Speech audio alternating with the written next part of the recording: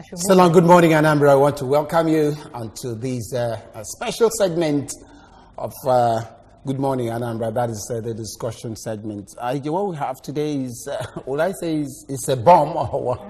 No, it is where we are. Oh, what okay, we should be exactly talking where about, we are. You know, that is 2019 election.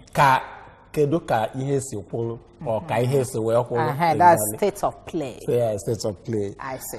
Well, we'll be joined here by Professor Dennis Aribode, lecturer Nnamdi Azikiwe University. Prof, I want to say welcome to this segment. Thank you and good morning, viewer.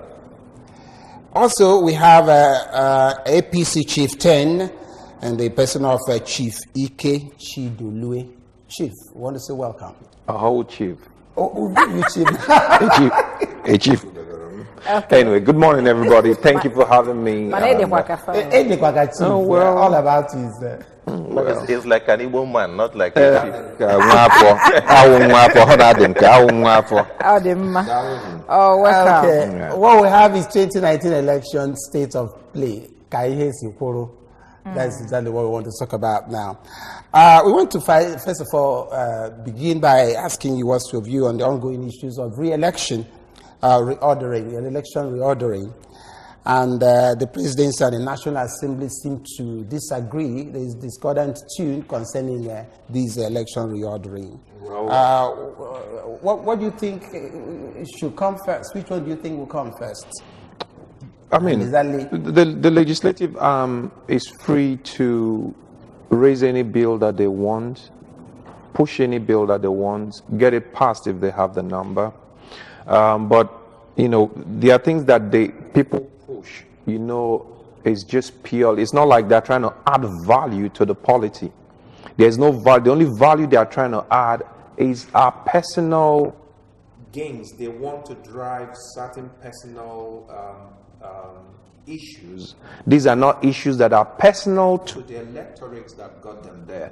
There are issues that are personal to the Senate President. There are issues that are personal to the Deputy Senate President. There are issues that may be personal to the Speaker and some people. It's not issues that will advance even the electoral process any stage higher. So when issues like that are brought on the table, it becomes it is suspect. So you look at it, you can see through it that these are personal issues that has nothing to do with maybe policy of government. Okay. Well, before okay, now, Prof, what's going on? Looking at what played out yesterday, what the appeal court said, that the National Assembly has the right. Oh, yeah. Okay. But that's to reorder the election sequence. That is doctrine of separation of powers. Yeah. Okay. When the executive and the legislature are not on the same table, on the same page, the judiciary has the responsibility to interpret the law. And what is happening is that the lower court said executive was right. Middle court said legislature is right. Let's wait for the Supreme Court to know the final judgment on that. But as per what my colleague said, is very perfect. Nigerian politics, including the politics of reordering of the election, is about personal interest. Of course, politics is a game of personal interest, but the personal interest should not override the public interest. From 1999 to today, we had about 4 elections. Yes. And nobody has talked about reordering. But because they don't want to get at a particular, possibly individual, or advise their interest, feeling that once this one comes first, they will not determine the rest. It's not about Nigeria. It's not about Nigerians. It's a personal thing. Do you agree with him? Because if you say it's a personal thing, that simply means that the appeal court is also echoing the voices from the National Assembly. You know, the judiciary, just like you talked about separation of powers, these things have to stand alone. The judiciary, the appeal court is looking at it just by the spirit of the law. You know, that these people have the right to do whatever they did.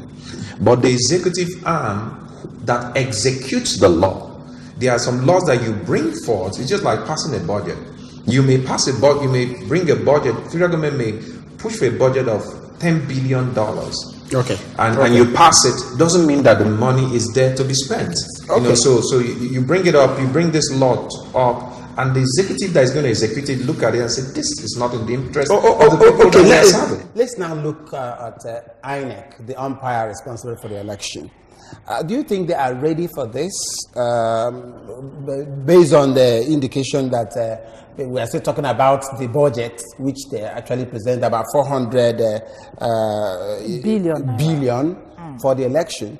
Do you think the conduct will be funded by that kind of amount? Yes. Democracy in Nigeria is a very big and expensive business. Otherwise, we don't require that amount of money to conduct national election. But because we live in a country where we hardly play by the rules, we always budget 2 or 3 times what ordinarily should do the job. So the point there is that the budget has been proposed, but it is not yet passed. People are now clamoring that the Senate should come back from their recess and pass the budget. They don't need to clamor too much, because that budget and the election is more important to them than to us that are trying to solve. But what I'm saying, the budget, what has changed? Because it's double of the amount they used the other time. That's something we are saying. That we live in a country where you hardly have the right data to plan. Most of the planning here is not done based on empirical evidence. So that is what do you think? I mean, double of the amount. But we can understand why. If the number is increasing in Nigeria, the population grows every day. The number of people that we are, qualified to vote in 2015 is not static. You say they have no, I'm just trying to give you. I'm just trying to give you some example. And the number of people that we are captured in 2015 and 2011 is not the same. 2011 is different from 2015, and it's going to be different from 2019. So more people. And another thing is that we've seen test cases and we've seen the innovation that INEC brought into the situation. Anambra, they did a great job. In the next one, Ekiti, they did a better job, because now they tried some of the innovations, the dual reporting that from the collation center and from the polling. So, and they have to send it to the head office, and the numbers that's coming from here must tally with the number that are coming from there, or it will touch. Then another one, let me bring up issue. Another one is the card reader. In the last election, 2015, people complained about it. It costs a lot of money to have backup systems. So you have fail-safe systems that if this one fails, this one comes online automatically. Okay. So when you see all these innovations, it costs money. Technology costs money. Thank you very much. But I know that as we are talking about INEC, we also talk about people that are coming to vote. Do you think they've been sensitized enough? That's the masses. Because I know that Nigeria has this problem of voter apathy. Do you think they've had enough sense to come out and vote? Sensitization and mobilization on one part, but voting right is another part. As far as today is concerned, every Nigerian is interested to go and determine who becomes his or her leader. But beyond that, the other education which the political parties cannot do, which the civil society groups should do, is voting in the right person and voting without inducement. The situation we have today is whereby people come to vote. For them, that day is a business, it's a market day. If you give me higher money, I vote for you. That is a dangerous dimension coming up. For sensitization, people are sensitized, but the important question there is, do they know how to vote? Do they know how to and vote? Who to vote? And then what to vote? Then, do they know how to vote? Do they even have what to vote with? Because I know that INEC is still in custody of voters, kind of so many Nigerians. What do you suggest they do? Take them door to door to share those are all the areas where monies are spent. Awareness, getting people... The 400 billion. I don't go for INEC, but what we're trying to say is that it is not INEC's responsibility for me to go and collect my voter's card. I should. It is civic duty. You that register to get that card, why don't you go down there and pick up your card? That's why we asked about so they're doing the sensitization. We see it running, the ads running on the television, is online and everything. But in some parts of the country, especially our own too, there's a whole lot of voter apathy.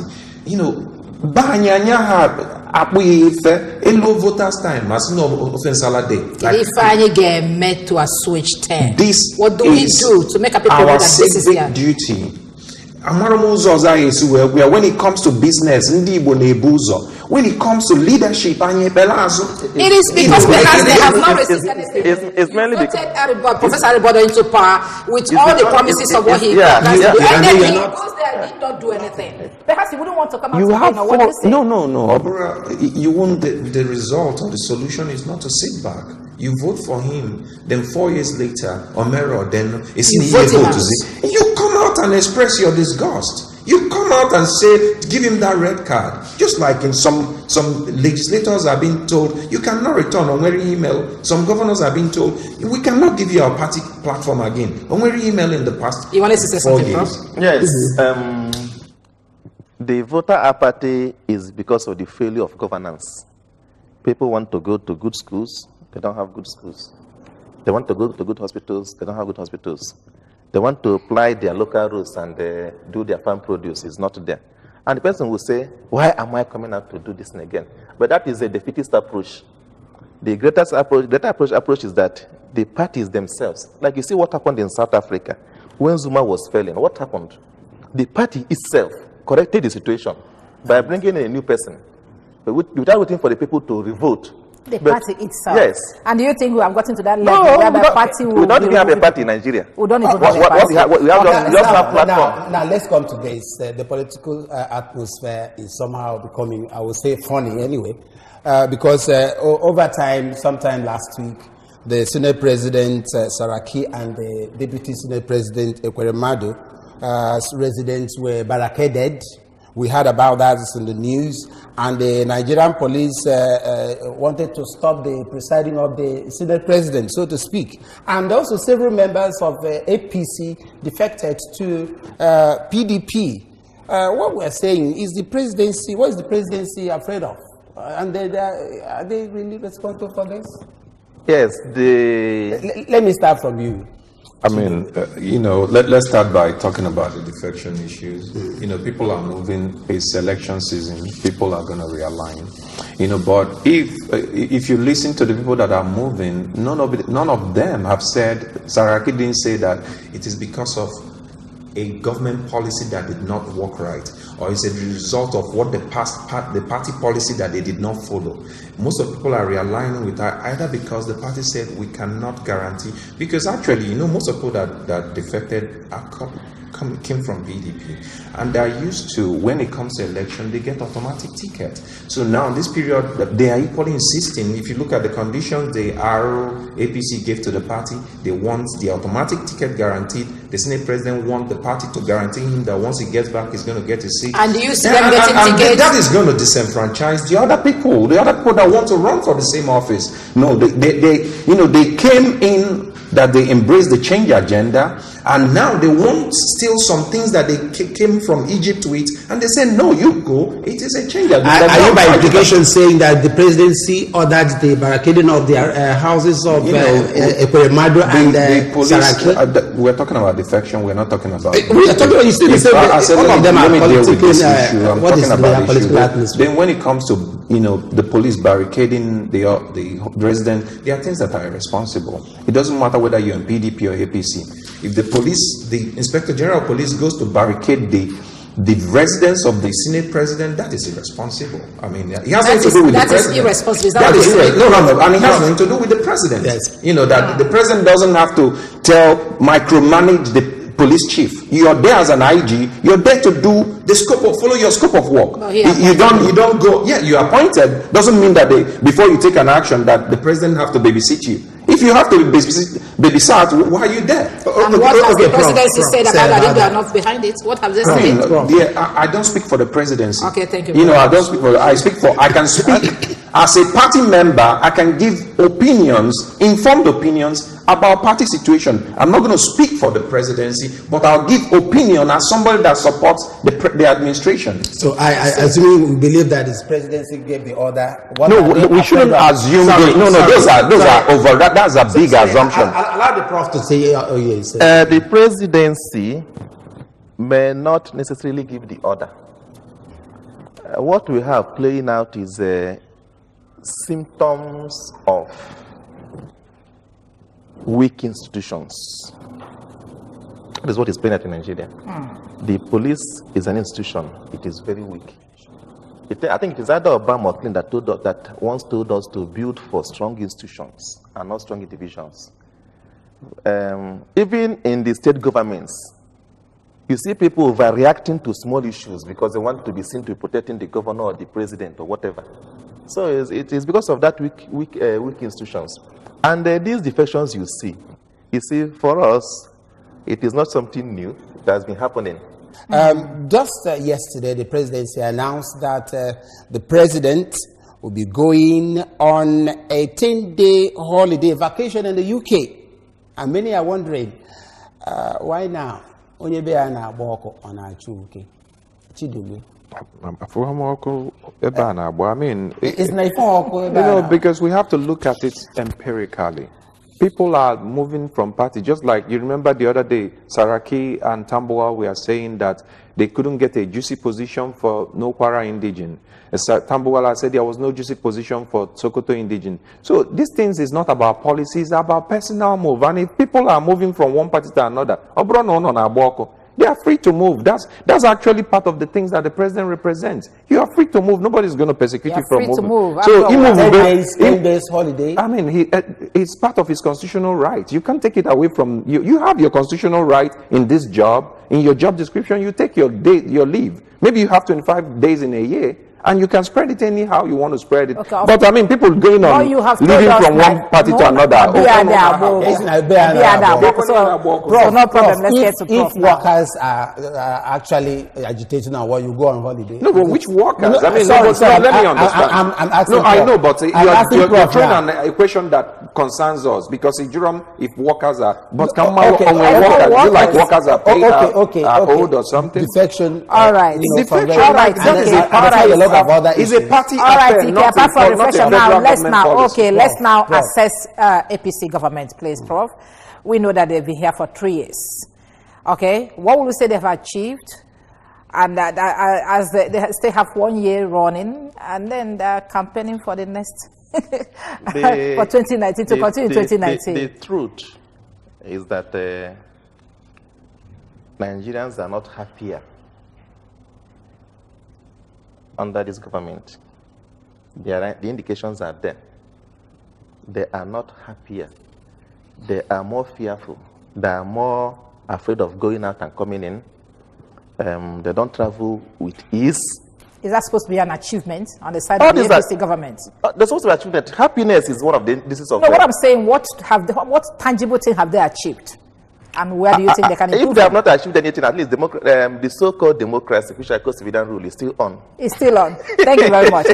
Which area do you think we need improvement? I mean, you live in Anambra State. The CBN Anchor Borrower Scheme, which is a direct federal government policy, is something your governor and my governor tapped into, and we're seeing the result in agriculture.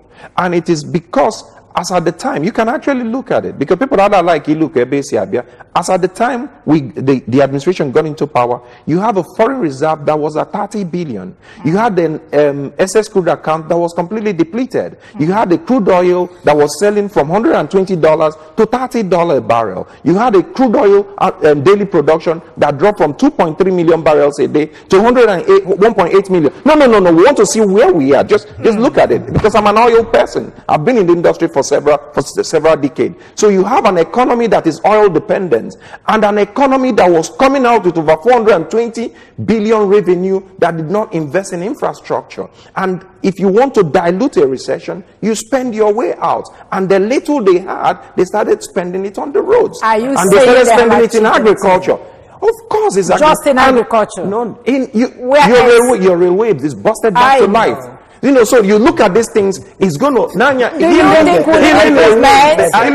you think we need improvement? That's what I'm asking. No matter how good a situation is, there could be something better. In what area? In every area that he's doing right now. Every year for 16 years, you're talking about River Niger.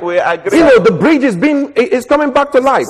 Money is being spent, is getting into the budget. So, you know, you have to... Of course, it's going to be a painful situation, because people are not going in a situation whereby go every every day. Okay. Then all of a sudden we have to save. And you think Ade Eliego now? Ade Eliego now? Is that what you're saying? The impunity is... Sorry. So whatever you achieve, what let us it wind up reflects now. in Let us our wind GDP. up. Okay. Let us wind up now. Okay. The election is now coming. What type of leaders are we going to vote for now that the election is coming by 2019? Before I address that question, See, because that is the way we want to really wind up now. it is unfortunate that it appears Nigerians have no option. Nigerians rejected PDP in 2015 and went to APC. And you see them appearing to also say, this APC, it didn't know work. So, the onus now lies on credible individuals in Nigeria to start coming out and start talking and start educating people. Credible individuals And to start coming organizations. out. So what do you say, Chidolo? I'm a credible individual. Are you? And we're coming out. And because we have to look at it without emotions. As we are winding. We have to look at it that Ndi Igbo should understand that in politics, do it like business. Don't put all your eggs in one basket. You have to hedge your bets. We did it in 2015, put all our eggs in PDP, and Otiwa, we lost out. So when you're going to the politics, do it like the Igbo trader. Okay. The Igbo trader is all about permanent interest and not permanent enemies. Okay, thank you very much. So in politics, we should deal with it like it's a We must- game of permanent we must, interest and not permanent enemies. And you must dualize your interest. Don't put all your eggs in one basket. Okay, thank you very much. Thank you very much, Ike Thank you. Chidolo, Must go. APC chieftain. We want to thank you really for coming on board to Thank you discuss very this much. 2019 election state of play. Thank you very much, Chidolo. Thank you very and much. also Professor Dennis Aribodo for coming on board. Hopefully, we still have a lot to talk about on this issue, so we're going to invite you again. Thank you possibly. Thank you. Thank you very much. Okay. Yes. Thank you for coming. The prof and the politician. As a politician, taking hands after all. No permanent enemy, no permanent friend. I'm a professional. I'm an Okay, we are leaving. Thank you All right, very thank you. much. We are Thank leaving. you. Yeah, join us on the other side as we go into other discussion.